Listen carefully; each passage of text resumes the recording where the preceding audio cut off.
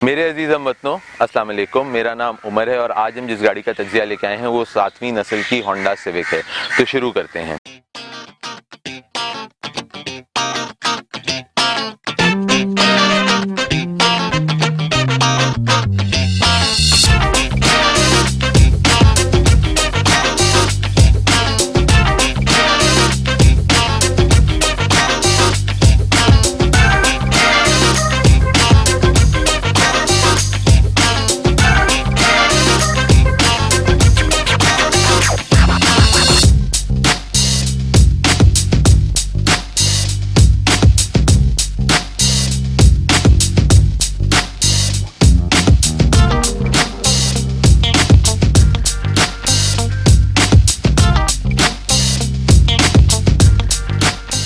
हमारी website www.bamwheels.com live हो चुकी है। आप उसको देखने के लिए लिंक में जाके चेक कर सकते हैं। लिंक डिस्क्रिप्शन में उसका लिंक दिया हुआ है, आप जाके देख सकते हैं। और मेरे मजीद इस सिविक के बारे में क्या ख्यालात हैं वो भी उसके अंदर दिए हुए हैं, तो आप उसको देख सकते हैं। उसके अलावा ये जो शर्ट मैंने पहनी हुई है, ये शर्ट और इस तरह की कुछ और शर्ट्स उस वेबसाइट पर मौजूद हैं। अगर आपको कोई पसंद आए तो आप ख़रीद सकते हैं। और हमारा इंस्टाग्राम चैनल भी अवेलेबल है, उसका भी लिंक डिस्क्रिप्शन में दिया हुआ है। वहाँ पर आप जाके देख सकते हैं कौन सी ऐसी गाड़ियाँ जिनके हम तज्जियात कर चुके हैं लेकिन अभी आप लोगों के साथ शेयर नहीं किए। अगर कोई ऐसी गाड़ी है जो आपको पसंद आए और आप चाहें कि उसका तज्जिया पहले हो दूसरी गाड़ी से, तो आप उसको लाइक कीजिएगा, तो हो सकता है उसकी प्रायोरिटी ऊपर आ जाए। होंडा ने इस सिविक को पहली दफ़ा 2001 में मुतारफ़ कराया था। 2003 में इस गाड़ी के अंदर पहली फेसलिफ्ट आई थी और 2004 में इस गाड़ी के अंदर दूसरी फेसलिफ्ट आई। 2006 के अंदर इसको अगली नस्ल से रिप्लेस कर दिया गया था। ये सिविक बहुत स्पेशल सिविक है इस तरह से कि इसके ये आखिरी सिविक है जो 1500 और 1600 सीसी EXI और VTI में आती थी। इसके बाद सिविक 1800 सीसी एक्सटेंडेड इंजन के अंदर आ गई। उसके अलावा ये सिविक ये आखिरी सिविक है जिसके अंदर आपको एक कन्वेंशनल इंस्ट्रूमेंट क्लस्टर मिला। इसके बाद जब इसका फेसलिफ्ट आया 2003 में तो वो ऑप्टेट्रॉन मीटर में कन्वर्ट हो गया और 2006 में वो डिजिटल मीटर के साथ कन्वर्ट कर दिया गया। इसके अलावा ये आखिरी सिविक है जिसके अंदर आपको कैसेट प्लेयर CD चेंजर के साथ मिलता था। इसके बाद वो CD प्लेयर और उस तरह की चीज़ के ऊपर सिविक चली गई अगली फेसलिफ्ट के बाद।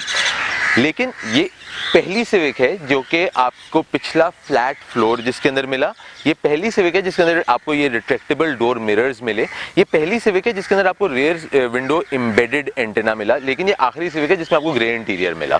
तो ये सिविक जो मॉडर्न सिविक और जो ओल्ड स्कूल सिविक है उसके बीच में एक ट्रांजिशन का मुकाम रखती है।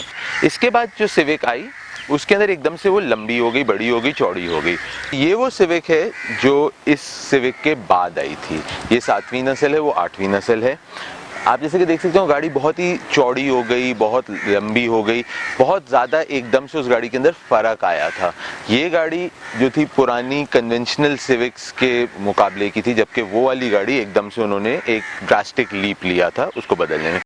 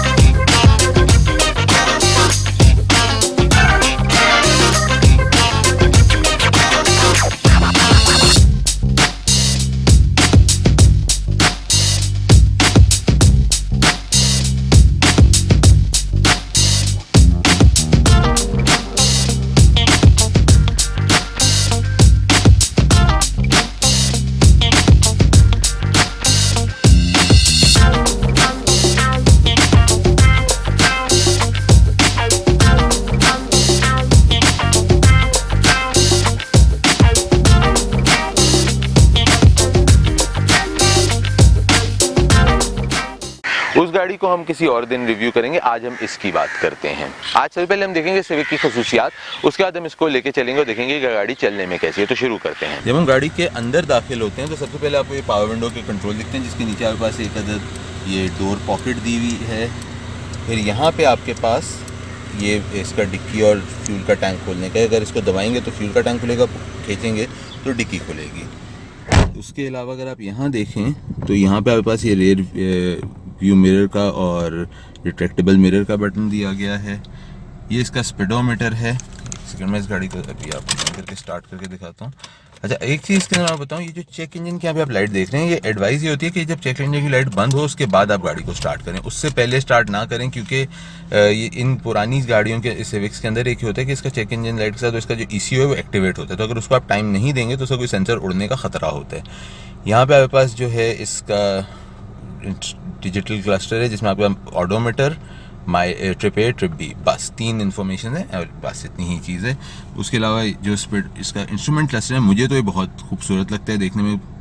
2 बड़े गेजेस जो कि आपके RPM और स्पीडोमीटर के हैं, एक तरफ फ्यूल और दूसरी तरफ आपका टेम्परेचर का गेज।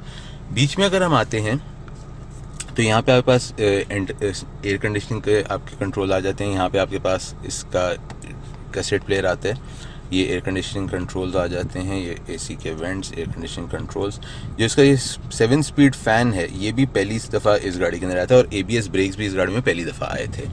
ये आपके AC के कंट्रोल्स आ जाते हैं। यहाँ पे आपके पास लाइटर, एश ट्रे दोनों दिए हुए हैं, और अगर आप यहाँ देखते हैं तो ये एक स्टोरेज स्पेस है जो कि कप होल्डर भी आपके इसी में आपको मिल जाता है इस तरह से। अच्छा, यहाँ पे आपके पास इसका गियर स्टॉक आ जाता है। यहाँ पे आपके पास एक और स्टोरेज स्पेस, हैंड ब्रेक और अच्छा, ये जो इसकी आर्मरेस्ट है, जो ड्राइविंग सीट की आर्मरेस्ट है, बहुत कंफर्टेबल आर्मरेस्ट है, और ये भी पहली दफ़ा इस ही गाड़ी के अंदर आई थी, इससे पहले ये चीज़ मौजूद नहीं थी। यहाँ पे अगर हम देखें तो आपके पास एक ग्लास कंपार्टमेंट आता है, और यहाँ पे एक सन वाइज़र आपके अंदर आपको एक वैनिटी मिरर मिलते हैं, दोनों नहीं मिलते। अच्छा, जिसमें सनरूफ वाली इसके अंदर यहाँ पे आपका डॉम लाइट है, जो सनरूफ वाली इसकी आती है उसके अंदर आपका यहाँ पे डॉम लाइट होती है, जो बटन दबा के जो नए तरीके की थोड़ी होती है, और एक बिल्कुल पीछे एंड में दरमियान में भी दी हुई होती है, क्योंकि उसके अंदर सनरूफ होता है, तो ये बीच वाली की जगह यहाँ पे आगे और पीछे 2 लाइट्स दी होती हैं। ये गाड़ी जो हम रिव्यू कर रहे हैं 2002 मॉडल की गाड़ी, और अगर आप इसकी क्वालिटी देखें आप EV इंटीरियर की, तो काफ़ी अच्छी क्वालिटी है। 1.5 लाख किलोमीटर ये गाड़ी चल चुकी है, और जो खाली एक वेरिएंट एयर आपको दिख रहा है वो खाली स्टीयरिंग के ऊपर दिख रहा है, जो थोड़ा सा इसका आप कहें कि घिस गया है। उसके अलावा गाड़ी की जो पूरी आपको क्वालिटी है, जो फील है मटेरियल की, वो बहुत ही अच्छी फीलिंग है। गाड़ी के अंदर हम पीछे की तरफ आते हैं तो आप जैसे कि देख सकते हैं यहाँ पे मुझे लेग स्पेस, एक दी सीट बिल्कुल पीछे को हुई हुई है, और लेग स्पेस मेरे पास ठीक है। मेरा टांगें थोड़ी सी लग रही हैं, टांगें थोड़ी सी, मेरे पैर यूँ ऊपर है। इसका जो फर्श था वो थोड़ा सा इन्होंने ऊंचा रखा था ताकि उसको फ्लैट फ्लोर दिया जा सके, तो उसकी वजह से टांगें थोड़ी सी अनकंफर्टेबल है मेरी। यहाँ पे सर के ऊपर मेरी अच्छी जगह दी हुई है, पीछे के हिसाब से सही है। अगर यहाँ पे मैं देखूँ तो 3 लोग आराम से बैठ सकते हैं। इसमें सीट कवर्स लगे हुए हैं ना, मैं आपको दिखाता हूँ। यहाँ पे एक रेयर सेंटर आर्मरेस्ट भी आता है जिसके अंदर 2 कप होल्डर्स थे। तो अगेन ये एक पहली दफा वाली सिविक के अंदर चीज हुई थी कि जिसके अंदर आपको यहाँ पे कप होल्डर्स की सहूलत दी गई थी रेयर सेंटर आर्मरेस्ट के अंदर, और यहाँ पे आपके पास एक अदद सिगरेट लाइटर भी मौजूद है। अब हम गाड़ी के पीछे आते हैं तो यहाँ पे आपके पास इसकी टेल लाइट्स हैं, ये इंडिकेटर है, ये इसकी रिवर्स लाइट है। इस गाड़ी के अंदर यहाँ पे सिविक का आपको मोनोग्राम दिया जाता है। जो ऑटोमेटिक वाली आती थी उसके नीचे यहाँ पे एक प्रोस्मेटिक का स्टिकर होता था, और यहाँ पे VTI है, EXI है, और उसके बराबर में जो सनरूफ वाली होती थी उसमें आपको ओरियल का स्टिकर दिया जाता था। एक चीज़ यहाँ पे बताता चलूँ, ये गाड़ी पहली गाड़ी थी जिसके अंदर ये प्रोस्मेटिक ट्रांसमिशन आई थी। प्रोस्मेटिक ट्रांसमिशन थी प्रोग्रेसिव शिफ्ट मैनेजमेंट सिस्टम, जिसके अंदर जो इससे पुरानी वाली जो 1999 तक की जो होंडा सिविक आती थी उसमें जो ऑटोमेटिक वाली थी उसके अंदर जब भी गियर शिफ्ट होता था आपको एक अजीब सा झटका महसूस होता था, जो कि बहुत ही नामुनासिब सा था। इस वाली में जब इन्होंने प्रोस्मेटिक ट्रांसमिशन डाली तो वो जो झटका था वो खत्म हो गया, और आपकी जो शिफ्ट था, गियर शिफ्ट, वो बहुत ही स्मूथली होना शुरू हो गया। यहाँ पे आपके पास इसकी हाई माउंट स्टॉप लैंप आती है, और इधर ऊपर जो है ये रेयर एम्बेडेड एंटेना, जो रेडियो का एंटेना है, वो यहाँ पे आपके पास आते हैं। अगर इसकी हम डिक्की को खोलना चाहें तो यहाँ से हम इसकी डिक्की खोल सकते हैं। जैसे कि आप देख सकते हैं काफ़ी बड़े साइज़ की डिक्की है, अच्छे साइज़ की डिक्की है, और यहाँ पे इसके अंदर आपके पास जो है इसका वो आता है स्पेयर व्हील और सब कुछ। तो ये तो चीज़ गाड़ी की तमाम तर खसूसियात। अब इसको एक सैर के लिए लेके चलते हैं और देखते हैं गाड़ी चलने में कैसी है जी। तो अब हम ये वाली होंडा सिविक चला रहे हैं। आज बहुत अरसे के बाद मैं ये वाली गाड़ी चला रहा हूँ। मेरे पास इस तरह की एक सिविक बहुत अरसा रही, वो सनरूफ और ऑटोमेटिक लाइक VTI ओरियल प्रोस्मेटिक थी, और काफ़ी अरसे बाद आज ये वाली गाड़ी में दोबारा से चलाने का इत्तेफाक हो रहा है मुझे।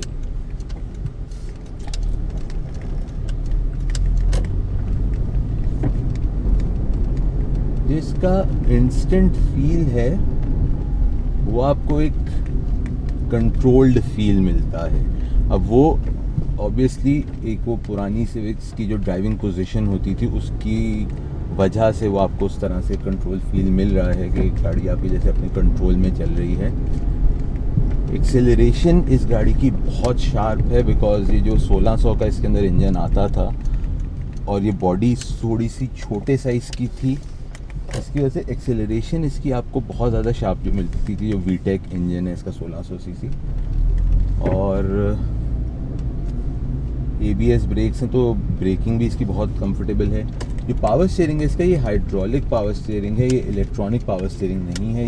जो गियर शिफ्टिंग है जैसा कि आप देख सकते हैं स्टीयरिंग से काफ़ी करीब है, तो मैनुअल होने की वजह बावजूद अगर जैसे कोई है जिसको गाड़ी दौड़ाने का शौक़ है तो उसके लिए बहुत ऑप्टिमम पोजीशन है इसके गियर की कि आपको स्टीयरिंग के बिल्कुल साथ ही गियर मिलता है, तो शिफ्टिंग के लिए आपका हाथ ज़्यादा दूर नहीं जाता गियर से। विजिबिलिटी इसमें बहुत अच्छी है। अगेन ये आखिरी सिविक है जिसके अंदर आपको ये छोटे पिलर्स मिलते हैं और करीब है डैशबोर्ड। इसके बाद जितनी भी सिविक्स आई उन सब के अंदर आपकी जो उन्होंने डैशबोर्ड ये पिलर्स से लंबे कर दिए, चूँकि उनको वो आपकी जो नए डिज़ाइन फ़िलासफ़ी है उसको मैच करना होता है, जिसकी वजह से विजिबिलिटी इतनी अच्छी नहीं रहती। तो इस गाड़ी के अंदर विजिबिलिटी आपको जो है बहुत अच्छी विजिबिलिटी मिलती है। एयर कंडीशनिंग की कूलिंग इसकी बहुत उम्दा एयर कंडीशनिंग है। इसका जो पेट्रोल के ऊपर आपकी एवरेज की अगर हम बात करते हैं तो एवरेज आपको ये तकरीबन कोई 8 और 9 के करीब का देता है। बट अगेन किस तरह चला रहे हैं वो भी डिपेंड करता है। मैं थोड़ा सा रफ इस्तेमाल करता हूँ, तेज़ चलाता हूँ गाड़ी, तो हो सकता है मेरे पास वो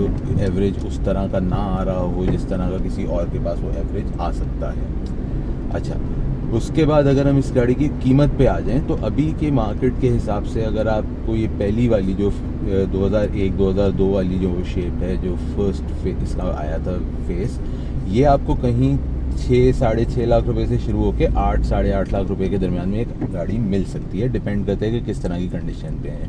और अगर आप इसके फेसलिफ्ट वाली गाड़ी पे जाते हैं तो उसकी कीमत तकरीबन कोई मैक्सिमम अगर उसकी हम सीलिंग देखें तो वो 9.5 और 10 लाख रुपए के करीब उसकी सीलिंग जाती है। पार्ट्स इन गाड़ियों के कोई इतने ज़्यादा महंगे नहीं हैं। पार्ट्स की अगर आप प्राइसेस पे आते हैं तो किसी भी नॉर्मल गाड़ी के साथ आप उसको कंपेयर करें तो मोर और लेस उतनी ही प्राइस के इसके पार्ट्स हैं। कोई ऐसा बहुत ज़मीन आसमान का फ़र्क नहीं है। लोगों के दिमाग में ऐसा होता है कि शायद होंडा के पार्ट्स महंगे होते हैं, लेकिन ऐसा है नहीं।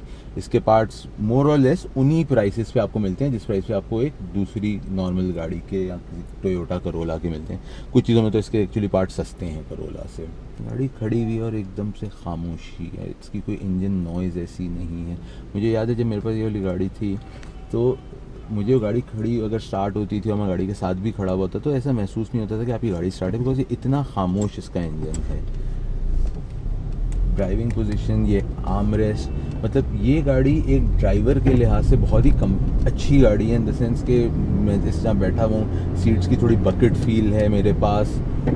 तो यार बहुत अच्छी इसमें ड्राइविंग, आपको एक पॉस्चर मिलता है ड्राइविंग का, एक ड्राइव क्वालिटी इसकी बहुत अच्छी है उसके साथ साथ। तो ये हमारा तजिया था इस होंडा सिविक के बारे में। अपनी राय से हमें आगाह करने के लिए कमेंट्स में बताइएगा कि आपको ये तजिया कैसा लगा। और हमारे चैनल को सब्सक्राइब करने के लिए आप यहाँ पे क्लिक कर सकते हैं। हमारी मजीद वीडियोस देखने के लिए आप यहाँ पे और यहाँ पे क्लिक कर सकते हैं। अपना और अपने घर वालों का ख्याल रखिएगा। अगली दफ़ा के लिए अल्लाह हाफ़िज़।